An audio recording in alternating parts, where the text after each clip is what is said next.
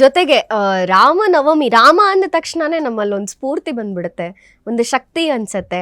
ಅದರಲ್ಲೂ ಅಯೋಧ್ಯ ರಾಮ ಮಂದಿರ ನಿರ್ಮಾಣವಾದ ಮೇಲೆ ರಾಮನನ್ನ ನೋಡುವಂತಹ ದೃಷ್ಟಿ ಇನ್ನೂ ವಿಶಾಲವಾಗಿದೆ ಪ್ರತಿಯೊಬ್ಬರಲ್ಲೂ ಅಂತ ಹೇಳಿ. ಬಾಲ ಶ್ರೀರಾಮ ಹೇಗಿದ್ದ ಗುರುಗಳೇ? ಲಕ್ಷ್ಮೀನಾಥ ಸಮಾರಂಭಂ ನಾಥಯ ಮುನಮಧ್ಯಮ ಅಸ್ಮದಾಚಾರ್ಯ ಪರ್ಯಂತ ಮುಂದೆ ಗುರು ಪರಂಪರ ಯೋ ನಿತ್ಯಮಚ್ಯುತ ಪದಾಂಬುಜ ಯುಗ್ಮರುಕ್ಮಂ ವ್ಯಾಮೋ ಅಸ್ಥಿತರಾಣಿ ತೃಣಾಯ ಮೇನೆ ಅಸ್ಮದ್ಗುರುರ್ಭಗವತೋಸ್ಯ ದಯೈಕ ಸಿದ್ದು ರಾಮಾನುಜಸ್ಯ ಶರಣೌ ಚರಣೌ ಪ್ರಪದ್ಯೆ.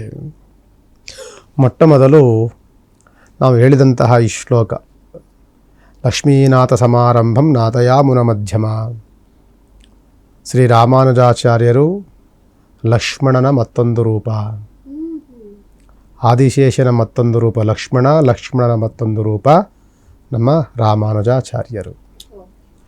ಅದಕ್ಕೆ ನಾವು ನಮಗೆ ರಾಮ ಅನುಜ ಅಂತ ಹೇಳ್ತಿರ್ತೀವಿ. ರಾಮಾನುಜ ಬಂದಿದ್ದು ರಾಮನ ಅನುಜ ಆಗಿರೋದ್ರಿಂದ ರಾಮಾನುಜ ಅಂತ ಅವ್ರಿಗೆ ಹೆಸರು. ಅನುಜ ಅಂದ್ರೆ ಅಲ್ಲಿ ತಮ್ಮ, ರಾಮನ ತಮ್ಮ. ರಾಮನ ತಮ್ಮ ಯಾರು? ಲಕ್ಷ್ಮಣ. ಅದಕ್ಕೆ ರಾಮಾನುಜ ಅಂತ ಅವರಿಗೆ ಕೀರ್ತಿ ಹೆಸರು ಬಂದಿದ್ದು. ಅದಕ್ಕೆ ಅವರ ಸ್ಮರಣೆಯನ್ನು ಮಾಡ್ತಾ, ವಿಶೇಷವಾದಂತಹ ಅತ್ಯಂತ ಪಾವಿತ್ರತೆಯ ದಿನ ಇಂದು ಶ್ರೀರಾಮನವಮಿಯ ದಿನ. ರಾಮನವಮಿಯನ್ನು ಪ್ರತಿಯೊಬ್ಬ ಮನುಷ್ಯನೂ ಸಹ ಬಹಿರಂಗವಾಗಿ ಅಂತರಂಗವಾಗಿ ಸ್ಮರಣೆಯನ್ನು ಮಾಡ್ತಾರೆ. ಬಹಿರಂಗವಾಗಿ ನನ್ನ ಕೈಲಿ ಆಗಲಿಲ್ಲ ಅಂದ್ರೂ ಅಂತರಂಗದಲ್ಲೂ ಸ್ಮರಣೆ ಮಾಡುವಂತಹ ಎಲ್ಲ ಉತ್ತಮವಾದಂತಹ ಮನಸ್ಥಿತಿ ಇರುವಂಥವ್ರು ಮಾಡ್ತಾರೆ. ಜೊತೆಯಲ್ಲಿ ಪ್ರತಿಯೊಂದು ಧರ್ಮದವರು ಒಂದು ಬಾರಿಯಾದ ಸ್ಮರಣೆಯನ್ನು ನೆನೆಸ್ಕೊಳ್ಳುವಂತಹ ಒಂದು ನಾಮಜಪ ಯಾವುದು ಅಂತ ಅಂದರೆ ಶ್ರೀರಾಮನ ಒಂದು ಕೀರ್ತನೆ, ಶ್ರೀರಾಮನ ಹೆಸರು. ಶ್ರೀರಾಮ ಜನನದಿಂದಲೂ ಸಹ ಅವನು ಜನನ ಹೇಗಾಯಿತು ಅಲ್ಲಿಂದಲೂ ಸಹ ಪ್ರತಿಯೊಂದು ಹಂತದಲ್ಲಿಯೂ ಸಹ ಅವನು ಇನ್ನೊಬ್ಬರಿಗೆ ಮಾದರಿಯಾಗಿ ಬಂದಂತಹ ಒಂದು ವ್ಯಕ್ತಿತ್ವ.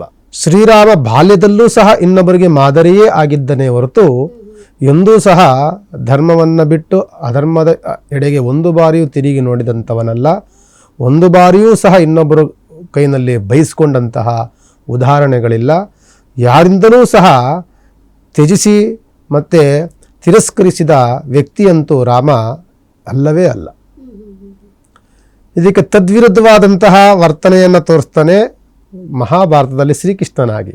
ಬಹಳ ತುಂಟಾಟವನ್ನು ಅವರ ಕೈಲಿ ಒಡಿಸ್ಕೊಳ್ಳೋದು, ಬಯಸ್ಕೊಳ್ಳೋದು, ದೂರುಗಳ ಸರಮಾಲೆಯನ್ನೇ ತಲೆ ಮೇಲೆ ಹಾಕ್ಕೊಂಡಂತಹ ಮತ್ತೊಂದು ಅವತಾರವನ್ನು ನಂತರ ತಾಳ್ತಾನೆ. ಆದರೆ ಶ್ರೀರಾಮನನ್ನು ಬಾಲ್ಯದಲ್ಲಿ ಕಂಡಾಗ ಪ್ರತಿಯೊಬ್ಬರೂ ಎತ್ತು ಮುದ್ದಾಡಬೇಕು, ಒಂದು ಬಾರಿಯೂ ಅವನನ್ನು ನಾವು ಆಲಿಂಗಿಸ್ಬೇಕು, ಅವನ ಜೊತೆ ನಾವು ಕೆಲವು ಕಾಲಹರಣಗಳನ್ನು ಮಾಡಬೇಕು ಅನ್ನುವಂತಹ ಮುಗ್ಧತೆಯ ಮನೋಭಾವದ ದೈವತ್ವದ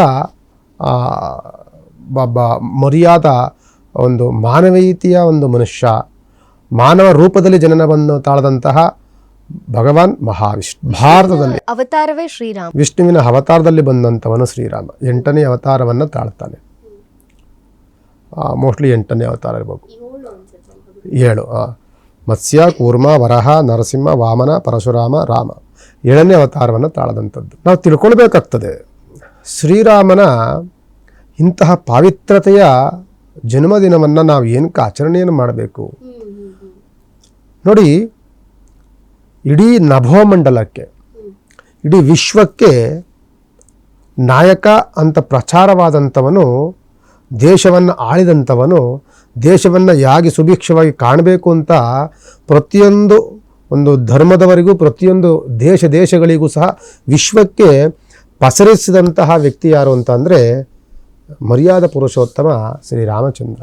ಅಯೋಧ್ಯೆಯನ್ನು ಆಳಿದಂತಹ ರಾಮಚಂದ್ರ ಹೇಗೆ ರಾಜ್ಯಭಾರವನ್ನು ಮಾಡಬೇಕು, ದೇಶವನ್ನು ಹೆಂಗೆ ಸುಭಿಕ್ಷವಾಗಿ ನೋಡಬೇಕು, ಪ್ರಜೆಗಳ ಜೊತೆ ಹೆಂಗೆ ಒಡನಾಟನ ಇಟ್ಕೊಳ್ಬೇಕು, ಮತ್ತು ನಮ್ಮ ವ್ಯಕ್ತಿತ್ವ ಹೇಗಿರಬೇಕು, ಇನ್ನೊಬ್ಬರಿಗೆ ಮಾದರಿಯಾಗಿರುವಂಥ ವ್ಯಕ್ತಿತ್ವಗಳನ್ನು ಉಳ್ಳಂಥವರೇ ರಾಜನಾಗಲಿಕ್ಕೆ ಯೋಗ್ಯನಾದಂಥವರು.